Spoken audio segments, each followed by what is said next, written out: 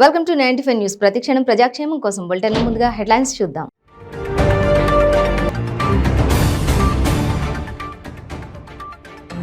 నేడు ముఖ్యమంత్రి కేసీఆర్ అధ్యక్షతన తెలంగాణ కేబినెట్ భేటీ. 40 నుంచి 50 అంశాలపై చర్చించనున్న మంత్రివర్గం.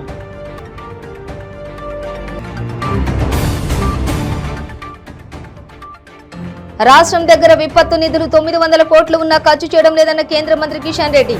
వరద బాధితులకు తక్షణమే సాయం అందించాలని డిమాండ్.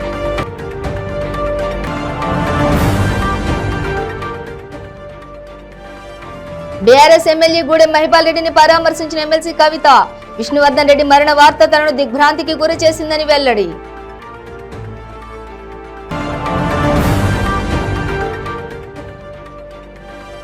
ఏపీ జల ప్రాజెక్టులను పరిశీలించేందుకు టీడీపీ అధినేత చంద్రబాబు నిర్ణయం. రాయలసీమ ప్రాజెక్టుల సందర్శనకు రూట్ మ్యాప్ ఖరారు. డీటెయిల్స్ చూస్తే తెలంగాణ కేబినెట్ ముఖ్యమంత్రి కేసీఆర్ అధ్యక్షతన నేడు భేటీ కానుంది. కేబినెట్ లో చర్చించే అంశాల్లో ప్రధానంగా భారీ వర్షాలు, వరదలు, పంట నష్టం వంటి అంశాలు ఉండనున్నాయి. సచివాలయంలో మధ్యాహ్నం 2 గంటల నుంచి మంత్రివర్గ సమావేశం నిర్వహించాలని ముఖ్యమంత్రి కె చంద్రశేఖరరావు నిర్ణయించారు. కేబినెట్ సమావేశంలో 40 నుంచి 50 అంశాలపై మంత్రివర్గం సమగ్రంగా చర్చించనుంది. రాష్ట్రంలో కురిసిన భారీ వర్షాలు, వరదలు, తదనంతరం పరిణామాలపై మంత్రిమండలి చర్చించనుంది.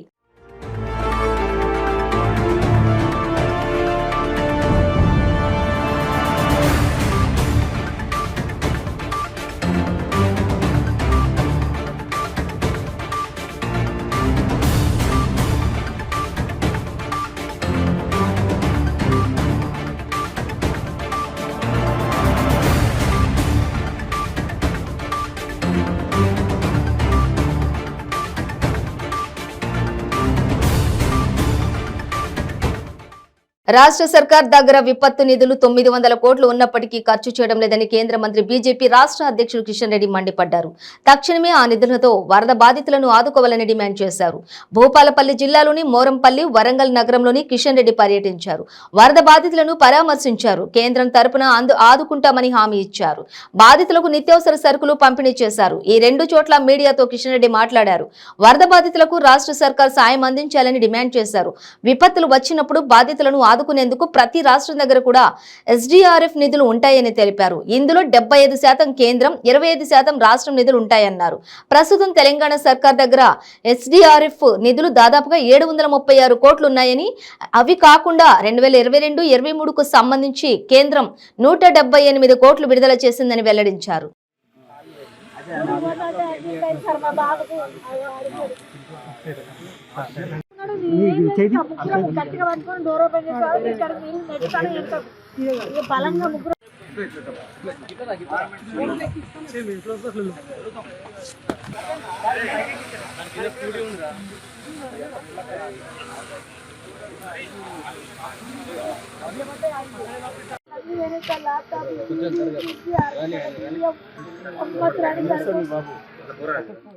బీఆర్ఎస్ ఎమ్మెల్యే గూడెం మహిపాల్ రెడ్డి తనయుడు విష్ణువర్ధన్ రెడ్డి ఇటీవల మరణించిన సంగతి తెలిసింది. అనారోగ్యంతో బాధపడుతున్న విష్ణువర్ధన్ రెడ్డి ఓ ప్రైవేట్ ఆసుపత్రిలో చికిత్స పొందుతుండగా గుండెపోటుకు గురై ప్రాణాలు విడిచారు. దాంతో పటాన్చేరి ఎమ్మెల్యే గూడెం మహిపాల్ రెడ్డి కుటుంబంలో తీవ్ర విషాదం నెలకొంది. విష్ణువర్ధన్ రెడ్డి బీఆర్ఎస్ లో విద్యార్థి నేతగా ఎదిగారు. చేతికి అందొచ్చిన కుమారుడు ఈ లోకాన్ని వీడడంతో మహిపాల్ రెడ్డి తట్టుకోలేకపోతున్నారు. ఈ నేపథ్యంలో తమ party సహచరుని BRS MLC Kalvakuntla Kavitha పరామర్శించారు. పుత్ర శోకంతో కుమిలిపోతున్న మహిపాల్ రెడ్డిని ఆమె ఓదార్చారు. విష్ణువర్ధన్ రెడ్డి ఆకస్మిక మరణం బాధాకరమని, తండ్రి మహిపాల్ రెడ్డికి రాజకీయ వారసుడిగా ఎదుగుతున్న తరుణంలోనే ఇలా జరగడం అత్యంత దురదృష్టకరమని కవిత పేర్కొన్నారు. విష్ణువర్ధన్ రెడ్డి మరణ వార్త తనను దిగ్భ్రాంతికి గురిచేసిందని అన్నారు. మహిపాల్ రెడ్డి కుటుంబ సభ్యులకు ఆమె తన ప్రగాఢ సానుభూతి తెలియజేశారు.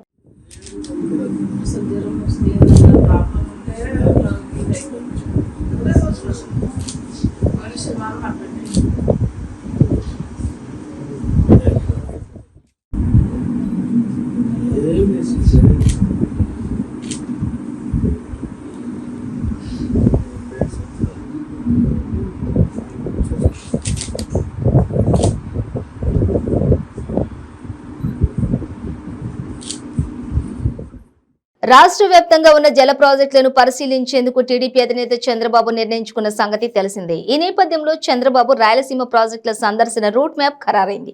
ఆగస్టు 1న నందికొట్కూరులో రోడ్ షో, బహిరంగ సభ నిర్వహించనున్నారు. Machumarri project, Banakacherla head regulator ను కూడా సందర్శించనున్నారు. ఆగస్టు 2న కొండాపురం ప్రాజెక్టును సందర్శించనున్నారు. అదే రోజున పులివెందులలోని చంద్రబాబు రోడ్ షో, పోల అంగళ సర్కిల్లో సభ నిర్వహించనున్నారు. ఆగస్టు 3న పేరూరు ఎత్తిపోతల ప్రాజెక్టును పరిశీలించనున్నారు. అదే రోజున గొల్లపల్లి రిజర్వాయర్ ను కూడా సందర్శించనున్నారు. అనంతరం కియా కార్ల పరిశ్రమను సందర్శించనున్నారు. ఆగస్టు 4న పలమనేరు బ్రాంచ్ కెనాల్ ను కూడా పరిశీలిస్తారు. అదే రోజున పూతలపట్టులోని చంద్రబాబు రోడ్ షో ఉంటుంది. బహిరంగ సభలో పాల్గొంటారు. చంద్రబాబు ప్రాజెక్టుల పరిశీలనలో మొదటి రోజు కర్నూలు, రెండో రోజు కడప, మూడో రోజు అనంతపురం, నాలుగో రోజు చిత్తూరు జిల్లాల్లో పర్యటన సాగనుంది. అనంతరం ఎటువంటి విరామం లేకుండా మిగిలిన జిల్లాల్లోని కూడా సాగునీటి ప్రాజెక్టుల వద్దకు వెళ్లనున్నారు.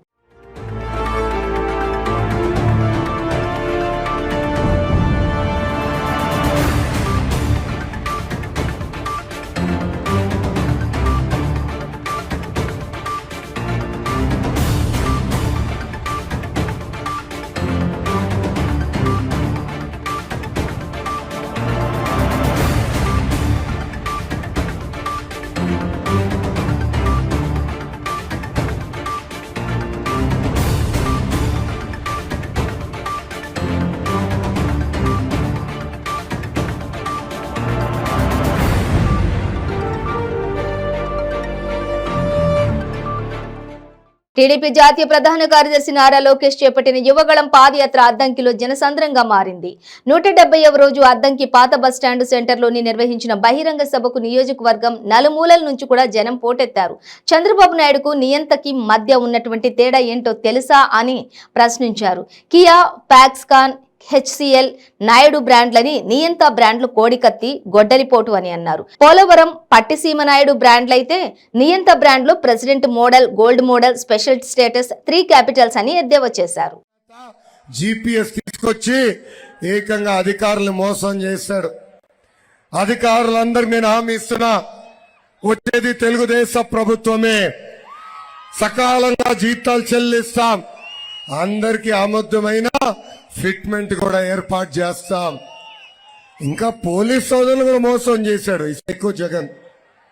పాపం పోలీస్ సోదరులకి రావాల్సిన టీఏ, డిఏ, సరెండర్లు, జీపీఎఫ్ కూడా ఇవ్వకుండా ఎగ్గొట్టాడు ఈ సైకో జగన్.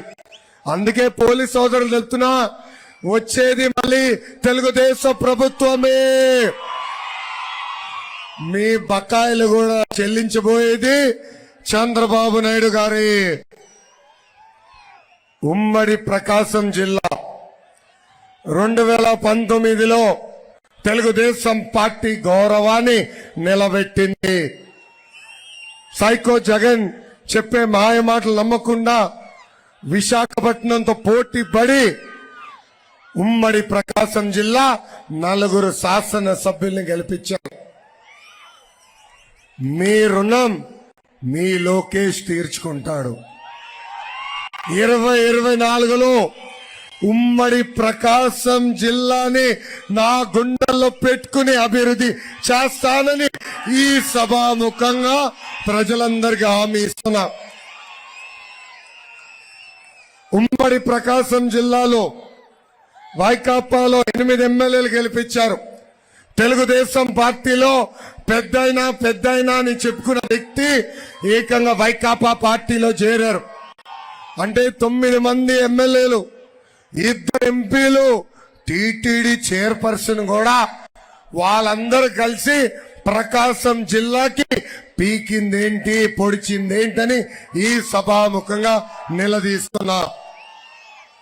అంతేకాదు, తెలుగుదేశం పార్టీ అధికారులు 5 సంవత్సరాలు మేం చేసిన అభివృద్ధి, గత 4 సంవత్సరాలు 3 నెలలుగా మీరు చేసిన అభివృద్ధిపై చర్చకు ఈ లోకేష్ సిద్ధం, మీరు సిద్ధమా అని వైకాపా నాయకులను అడుగుతున్నా.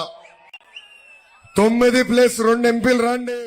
Telugu film chamber of commerce నూతన అధ్యక్షుడిగా ప్రముఖ నిర్మాత దిల్ రాజు ఎన్నికయ్యారు.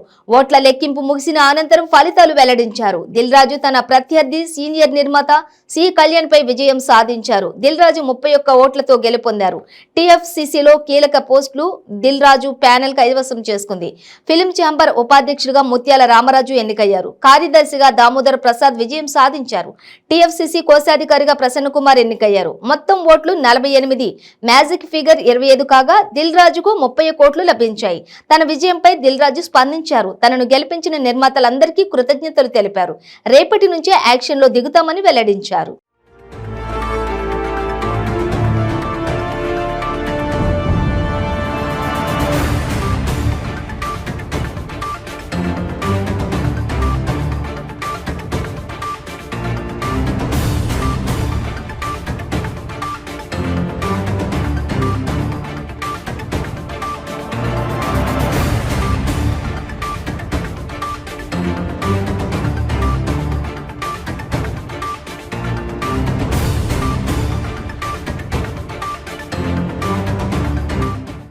నరేంద్ర మోదీ మన్ కీ బాత్ లో సామాజిక అంశాలు, దేశవ్యాప్తంగా జరిగిన మంచి పనుల ప్రస్తావన ఉంటాయని ఏపీ బీజేపీ అధ్యక్షురాలు పురంధేశ్వరి అన్నారు. ప్రధానంగా పర్యావరణ, సామాజిక, సాంస్కృతిక అంశాలు ఆమె ప్రస్తావించారు. మన్ కీ బాత్ ని రాజకీయాలకు ముడిపెట్టవద్దని అన్నారు. జమ్మూ కాశ్మీర్ లాంటి ప్రాంతాల్లో జరుగుతున్న మంచి పనులు తెలిసేలా చేసేది మన్ కీ బాత్ కార్యక్రమం ఉంటుందని అన్నారు.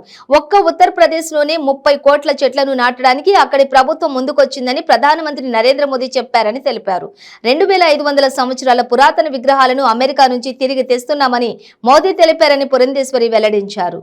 మంచి కార్యక్రమాలు ఏవైతే దేశవ్యాప్తంగా జరుగుతూ ఉంటాయి, సాధారణంగా జమ్మూ కాశ్మీర్లో జరిగేటువంటి విషయాలు దక్షిణ భారతదేశంలో తెలియడం అనేది చాలా కష్టం.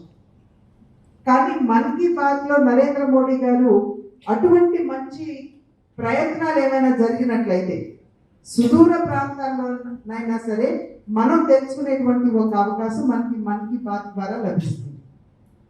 కనుకనే మన జాతీయ అధ్యక్షుడు నడ్డా గారు ప్రతి నెల ఆఖరి ఆదివారం వచ్చేటువంటి మన్ కీ బాత్ కార్యక్రమాన్ని మనం బూతుల్లో వినాలని, అది కేవలం మన బూత్ కమిటీలకి పరిమితం చేయకుండా ఆ బూత్ పరిధిలో ఉన్నటువంటి ఓటర్లు కావచ్చు, సామాన్య ప్రజలు కావచ్చు, వారందరినీ ఏ విధంగా భాగస్వాములు చేయాలో ఆ విషయం మీద దృష్టి సారించాలని చెప్పి నడ్డా గారు పదే మనకి ఇచ్చేటువంటి ఆదేశం. ఎందుకంటే దీని ద్వారా సామాన్య ప్రజలు ఎప్పుడైతే మనం భాగస్వాములు చేస్తామో అప్పుడు దేశవ్యాప్తంగా జరుగుతున్నటువంటి మంచి విషయాలు ఏవైతే ఉంటాయో అవన్నీ కూడా ప్రజలు అర్థం చేసుకుని ఆ కార్యక్రమాన్ని ఒకవేళ మనం కార్యాచరణలోకి పెట్టొచ్చా, కార్యరూపం ఇవ్వచ్చా అనేటువంటి విషయం మీద దృష్టి సారిస్తూ మనలో ఉత్సాహాన్ని పెంపొందించేటువంటి అవకాశంగా పరిగణిస్తూ మరి నడ్డా గారు మనకి ఇచ్చినటువంటి ఆదేశం. కనుకనే ఇవాళ మన పార్టీకి సంబంధించినటువంటి కార్యక్రమాన్ని ప్రారంభించుకునే ముందు ఒక్కసారి మనం అందరం కూడా మన్ కీ బాత్ వినాలి అని చెప్పి ముందు మన్ కీ బాత్తో ఇవాళ కార్యక్రమాన్ని ప్రారంభం చేసుకోవడం జరిగింది. ఇవాళ నరేంద్ర మోడీ గారు 2-3 ముఖ్య విషయాల మీద వారు నొక్కి వక్కాణించడం జరిగింది. ప్రధానంగా ముందు వారు చెప్పినటువంటి విషయం ఏమిటంటే ఏ విధంగా మనం పర్యావరణాన్ని పరిరక్షించుకోవాలి, ప్రత్యేకించి నీటి వనరులు. ఇవాళ నీటి వనరులు ఎక్కడ చూసినా కూడా ఒకంత ఇబ్బంది దేశంలో ప్రజలు పడుతున్నటువంటి సందర్భంలో మనం ఏ విధంగా నీటి వనరుల్ని పరిరక్షించుకోవాలి, అదేవిధంగా చెట్ల పెంపకం. ఇప్పుడు మనం చాలా వరకు కూడా గ్లోబల్ వార్మింగ్ అని, వాతావరణ మార్పు అని, అకాల వర్షాలని ఇవన్నీ కూడా మనం వింటూ వస్తున్నటువంటి విషయాలు. కనుక వీటన్నిటినీ అధిగమించాలంటే వృక్ష పెంపకం అనేది, చెట్ల పెంపకం అనేది చాలా ప్రధానమైనటువంటి ముఖ్యమైనటువంటి విషయం. ఎందుకంటే అది కేవలం మన మట్టిని, కొట్టుకుపోయేటువంటి మట్టిని పట్టుకుని దానికి ఉన్నటువంటి భూసారాన్ని పరిరక్షించడం మాత్రమే కాకుండా వర్షాలు రావడానికి కూడా అది దోహదపడే ప్రభుత్వ ఫ్యాసిస్టు పాలనపై గళమెత్తాలని ఆకాంక్షించి అనేక ప్రజా సంఘాల సమూహమే భారత్ బచావో అని వ్యవస్థాపక అధ్యక్షులు గాదే ఇన్నయ్య తెలిపారు. మంచిర్యాల జిల్లా మందమరి శ్రీకృష్ణ ఫంక్షన్ హాల్లో నిర్వహించిన సమావేశంలో వారు మాట్లాడుతూ నిరంకుశత్వం, ఆధిపత్యం, నియంతృత్వాలకు గురై స్వపరిపాలనలో సుపరిపాలనను ప్రజాస్వామ్యం ఆధారంగా మెరుగైన సమాజాన్ని నిర్మించుకోవాలనే ఆంక్షతో భారత్ బచావో ఆవిర్భవించిందని తెలిపారు. కుల మత జాతి విద్వేషాలను రెచ్చగొట్టే మనుమాద పాలనను బీజేపీ, ఆర్ఎస్ఎస్, బీఆర్ఎస్ పార్టీలు కొనసాగిస్తున్నారని వారిపై ధ్వజమెత్తారు.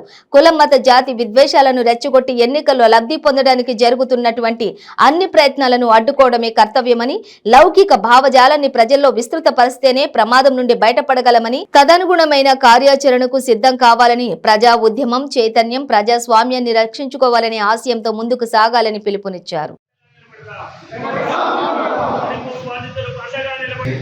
हर जगह एक बेचैनी, हर जगह एक परेशानी और तमाम पब्लिक आज सरकार से सवाल कर रही है, मगर किसी के सवाल का कोई जवाब नहीं।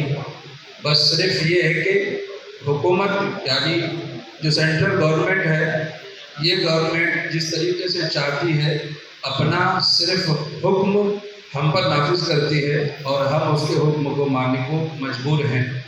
आज किसी के लिए इंसाफ नहीं, इंसाफ के तराजू को समेट कर रख दिया गया है। आज इस बात से कोई भी नावाकिफ नहीं है कि हमारे मुल्क में आज न किसी की संपत्ति महफूज है, न किसी की जान और न किसी की मान ये महफूज है। आज रास्ता चलते हुए भी हम अपनी मंजिल को पहुंच जाएंगे, हम अपने घर को पहुंच जाएंगे। डर होता है कि घर का रास्ता जो हम तय कर रहे हैं वो तय होगा या नहीं। आज हमारी जान माल पर ऐसा खतरा है, लिहाजा इसके वास्ते तमाम आज जो यहाँ पर लोग उपस्थित हैं सब लोगों ने एक आवाज़ उठाई है और ये आवाज़ ये है कि अपने देश, अपने भारत, अपने मुल्क को बचाओ। और किससे बचाओ? आज अंग्रेज़ों से इस देश को बचाने की ज़रूरत नहीं है। आज कोई अंग्रेज़ आकर हमारे जान मान को नहीं लूट रहा। आज कोई अंग्रेज़ों का दौर नहीं है जो हमें उससे खतरा हो, बल्कि आज हमारे मुल्क के रहने वाले ही लोग हमारे मुल्क के दुश्मन हैं। आज हमारे मुल्क ही में लोग ऐसे हैं कि लोगों को बांट कर रख दिया, लोगों को इस तरीके से डिवाइड कर दिया कि आज हमारे एक छोटी सी फैमिली में अगर मिसाल लीजिए, छोटी सी फैमिली अगर मिलकर रहना चाहे तो जब तक सब నీకు ఆస్తి హక్కు లేదు, నీకు చదువుకునే హక్కు లేదు, మరి నువ్వు ఏంటిదంటే జంతువులాగా వాళ్ళకు సేవ చేసి ఓడేసి అదే ఉద్దేశంలో రైతు భూములను లాక్కోవడానికి ప్రయత్నం చేస్తే ఒక సంవత్సరం కాపాడడం జరిగింది. రైతుల దగ్గర ఉన్న భూములన్నింటినీ కార్పొరేట్ పరం చేయాలనేటువంటిది వాళ్ళ ఆలోచన. ఆ కార్పొరేట్ వాళ్ళు ఇజ్రాయెల్ తోటి ఒప్పందం చేసుకున్నారు. తెలిసినా కూడా పార్లమెంటులో బీజేపీ ప్రభుత్వాన్ని ఏర్పాటు చేయడానికి నెంబర్లు తగ్గితే తప్పకుండా బీజేపీని సపోర్ట్ చేస్తారు. ఇది ఎట్లా ఎదుర్కోవాలో మాకు ఇంకా అర్థం కావట్లే ఆంధ్రప్రదేశ్లో. అంటే నేను వస్తున్న విషయం ఏమిటి అంటే, కాబట్టి బీజేపీ ఒక మైనారిటీ మీద దాడి కాదు, ముందు మిత్రులు కూడా చెప్పారు, ఇది మొత్తం భారతదేశంలో అందరి మీద దాడి, ఇది ప్రజాస్వామ్యం మీద దాడి, ప్రజా నాయకుల మీద దాడి, ప్రజల తరపున మాట్లాడిన వాళ్ళ మీద దాడి. వాళ్ళు వరవరరావు గారి విప్లవం గురించి మాట్లాడతారు, ఓకే, ఆయన ఎప్పుడు ఆయుధం పట్టుకొని ఎవరి మీద దాడి చేయలేదు, కలం పట్టుకొని రాశాడు, అయినా ఓకే. కానీ స్టాన్ స్వామి ఏం చేశాడని ఆయన్ని జైల్లో వేసి చంపేశారు. కాబట్టి ఇక్కడ దళితుల మీద, మైనారిటీల మీద కాదు, ప్రజాస్వామ్యం గురించి మాట్లాడిన ప్రతి ఒక్కరి మీద దాడి చేయడానికి వాళ్ళు కూర్చున్నారు. రామరాజ్యం అంటే ఇప్పటికీ మన జనం యొక్క ఒళ్ళు గగురు పొడుస్తూ ఉంటుంది. ఎందుకో నాకు తెలియదు. రామరాజ్యంలోనే శంభుకుడు హత్య జరిగింది, రామరాజ్యంలోనే సీతని అగ్నిలోకి నెట్టివేయడం జరిగింది. దేశ వ్యతిరేకులు, ఈ దేశ ద్రోహులు, ఈ విదేశీ సంస్కృతి సాంప్రదాయాల్లో ఉన్నటువంటి ఒక సావర్కర్ పేరుతోటి, గోల్వార్కర్ పేరుతోటి, హెగ్డేవార్ల పేర్లతోటి ఈ దేశాన్ని మొత్తంగా సర్వనాశనం చేయడానికి ప్రయత్నం చేస్తున్నటువంటి ఈ ఆర్ఎస్ఎస్, ఈ మనవాదుల నుంచి ఈ దేశాన్ని కాపాడాలి. ఈ దేశాన్ని కాపాడడం అంటే 145 కోట్ల ప్రజల్ని కాపాడడం. భారత బచావో అంటే 29 రాష్ట్రాలని మాత్రమే కాదు, భౌగోళిక స్వరూపాన్ని మాత్రమే కాదు, 145 కోట్ల ప్రజలుగా ఉన్నటువంటి క్రైస్తవులు కావచ్చు, ముస్లింలు కావచ్చు, హిందువులు కావచ్చు, జైనులు కావచ్చు, బుద్ధిస్టులు కావచ్చు, సిక్కులు కావచ్చు, ప్రతి ఒక్కరికి కూడా ఈ దేశంలో పుట్టినటువంటి, ఈ గడ్డ మీద పుట్టినటువంటి, ఈ భరత మాతని ఆలింగనం చేసుకున్నటువంటి ప్రతి ఒక్కరికి ఈ దేశ పౌరసత్వం ఉంది కాబట్టి వాళ్ళందరూ భారతీయులే, వాళ్ళందరూ భరతమాత ముద్దు బిడ్డలే, వాళ్ళందరూ ఈ దేశ స్వాతంత్ర పౌరులుగా జీవించడానికి వాళ్ళకి హక్కు ఉంది కాబట్టి ఓ మనువాదులారా, ఓ ఆర్ఎస్ఎస్ బీజేపీ మనువాదులారా, ఖబర్దార్, ఈ దేశం మాది, ఈ దేశం ఆదివాసులది, ఈ దేశం దళితులది, ఈ దేశం బహుజనులది, ఈ దేశం గిరిజనులది, ఈ దేశం మా అందరిది కాబట్టి మీరు విదేశీ సంస్కృతిని తీసుకొచ్చి ఈ దేశాన్ని విదేశీ సంస్థలకి కట్టబెట్టడానికి ప్రయత్నం చేస్తా ఉన్నారు. ఇవాళ మీరు మణిపూర్ లో పంటలు లేపింది ఎవరు? మణిపూర్ లో మానకాండ చేసింది ఎవరు? మైతీలు కాదు, కుకీలు కాదు. మైతీలని అనవసరంగా అక్కడ బదనాం చెప్తా ఉన్నారు. మైతీలలో ఉన్న క్రిస్టియన్లను కూడా మీరు చంపుతా ఉన్నారు. మైతీలో ఉన్న క్రిస్టియన్లు మీరు చంపుతలేరా? అక్కడ ఆరంభైతి అనే ఒక సైన్యాన్ని సృష్టించి ఈ ఆర్ఎస్ఎస్ మనువాదులు వాళ్ళు తుపాకులు ఇచ్చి, ఏ సైన్యం దగ్గర తుపాకులు ఉండాలో, ఏ పారామిలిటరీ దగ్గర తుపాకులు ఉండాలో, ఏ పోలీసుల దగ్గర తుపాకులు ఉండాలో ఆ తుపాకులను తీసుకుపోయి ఆరంభైతి ఆర్మీకి ఇచ్చింది ఎవరు? మీరు కాదా? జగిత్యాల జిల్లా కోరుట్ల పట్టణంలోని పెద్దవాగు పరివాహక ప్రాంతమైనటువంటి సంగెం తోవలో ఇటీవల కురిసిన భారీ వర్షాలకు పలు ఇళ్లు నేలమట్టమై పలువురు నిరాశ్రయాలు కాగా వారిని చూసి చలించిపోయిన కోరుట్ల కాంగ్రెస్ పార్టీ నియోజకవర్గ ఇన్ఛార్జి జువ్వాడి నరసింగరావు వారికి తన సొంత ఖర్చుతో బియ్యం పంపిణీ చేశారు. కాంగ్రెస్ పార్టీ అధికారంలోకి వచ్చిన వెంటనే తీవ్రమైన వరదల వల్ల నష్టపోయిన నిరాశ్రయులైన వారికి ప్రతి ఒక్కరికి కూడా ప్రభుత్వం ఖర్చుతో సొంత ఇంటిని నిర్మించి ఇస్తామని ఈ సందర్భంగా జువ్వాడి నరసింగరావు ఈ ప్రాంత ప్రజలకు హామీ ఇచ్చారు. ఈ సందర్భంగా బాధిత కుటుంబాలకు తక్షణమే సహాయంగా 10,000 రూపాయలను సహాయం చేసి ఆదుకోవాలని ప్రభుత్వాన్ని కూడా డిమాండ్ చేశారు.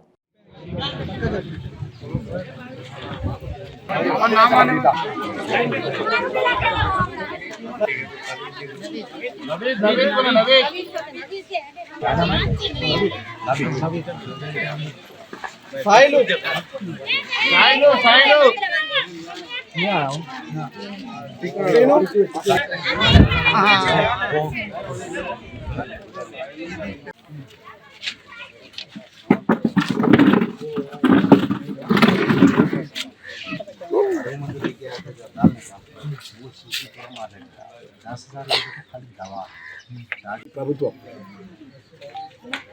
ఏది రోడ్లు వంతెనలు అంటున్నారు. ఇంజనీర్లు ఒక కాడ ముగ్గు వస్తే కాంట్రాక్టర్ ఒక కాడ కడతా ఉన్నాడు. ఆ కట్టలు తెగిపోతా ఉన్నాయి, కిందికెళ్ళి 100 ఎకరాల నష్టపోతా ఉన్నారు రైతులు. మరి దాని మీద ఇన్వెస్టిగేషన్ లేదు. పోయినసారి ఇట్లా జరిగింది, మళ్ళీ ఈసారి కూడా అదే జరుగుతూ ఉన్నది. పోయినసారి నష్టపోయిన దానికి ఈ మధ్యలో కొన్ని మండలాల్లో 60 లక్షలు, 50 లక్షలు, 70 లక్షలు ఇస్తూ మరి ఆ మరమ్మతు చేసినాక నెల రోజుల వర్షాలకే మళ్ళీ నీలమట్టమైంది. ఆ పనులన్నీ నీళ్ళ పాలైపోయినాయి. నాణ్యత లేని పనులు చేస్తూ ఉన్నారు ఈ కాంట్రాక్టర్లు. మరి ఎవరికి ఎంత వాటా పోతుంది? కాంట్రాక్టర్లకు ఇక్కడ ఉన్న అధికారులు కానివ్వండి, ఇక్కడ ఉన్న ప్రజాప్రతినిధులకు ఎంత వాటాలు పోతున్నాయో మీరు అందరు గమనించాలి.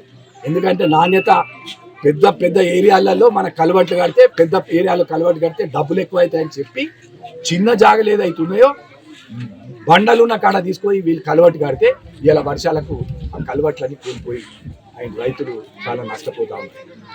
ఇండ్లు ఎక్కడ పోయినాయమ్మా? ఇండ్లు డబల్ బెడ్రూమ్ ఇండ్లు ఇంత పెద్ద ఇవాళ పట్టణాలు, కొరుట్ల పట్టణం మున్సిపాలిటీ, మెట్పల్లి పట్టణాల్లో ఇంత పెద్ద మున్సిపాలిటీలో మీరు డబల్ బెడ్రూమ్ 80 ఇండ్లు ఇస్తారా?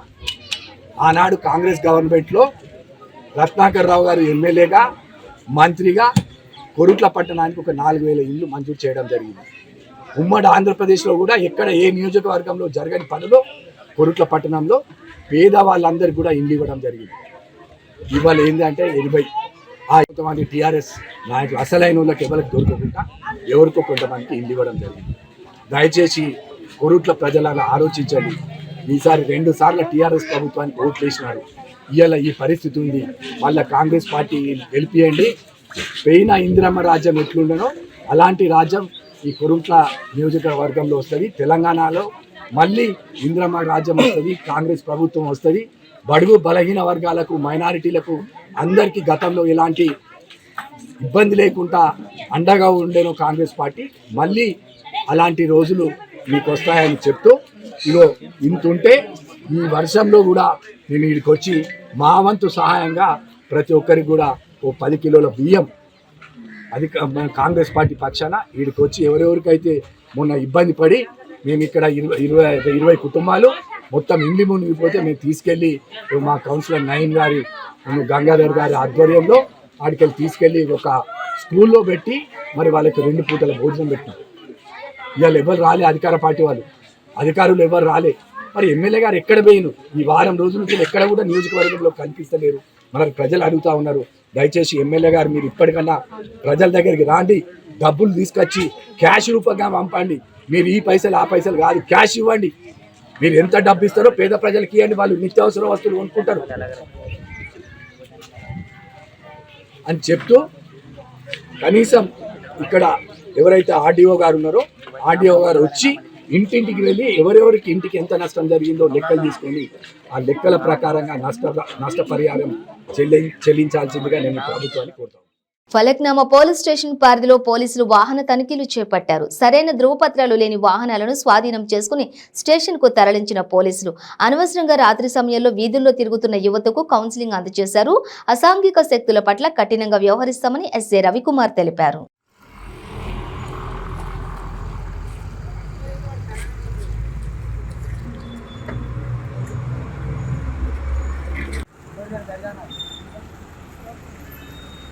रुको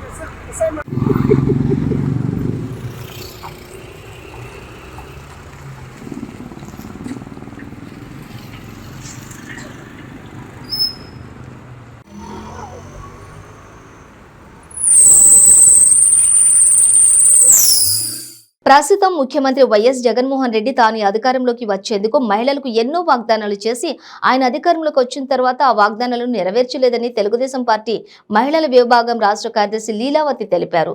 తిరుపతి జిల్లా గూడూరు పట్టణ పరిధిలోని చెన్నూరు గ్రామంలో టీడీపీ మహిళా విభాగం ఆధ్వర్యంలో రచ్చబండ కార్యక్రమం నిర్వహించారు.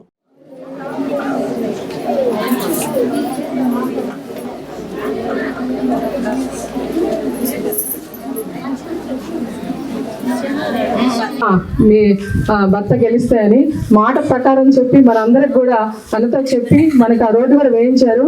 ఈరోజు మనదమ్మ గారు ఇక్కడికి వచ్చారు మన గ్రామానికి.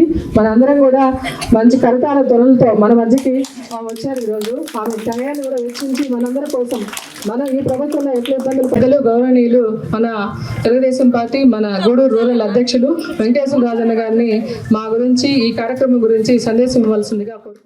బులెటిన్ ముగించే ముందు హెడ్లైన్స్ మరోసారి.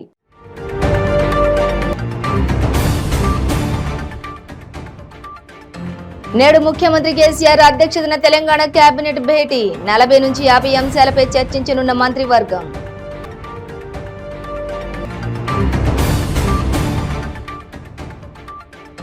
రాష్ట్రం దగ్గర విపత్తు నిధులు 900 కోట్లు ఉన్నా ఖర్చు చేయడం లేదన్న కేంద్ర మంత్రి కిషన్ రెడ్డి. వరద బాధితులకు తక్షణమే సాయం అందించాలని డిమాండ్.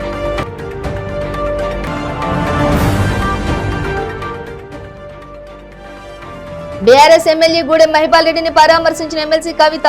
విష్ణువర్ధన్ రెడ్డి మరణ వార్త తనను దిగ్భ్రాంతికి గురి చేసిందని వెల్లడి.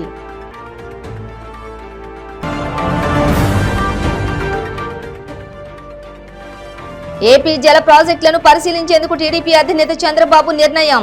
రాయలసీమ ప్రాజెక్టుల సందర్శనకు రూట్ మ్యాప్ ఖరార్. ఇవి బులెటిన్ డీటెయిల్స్. చూస్తూనే ఉండండి 95 న్యూస్.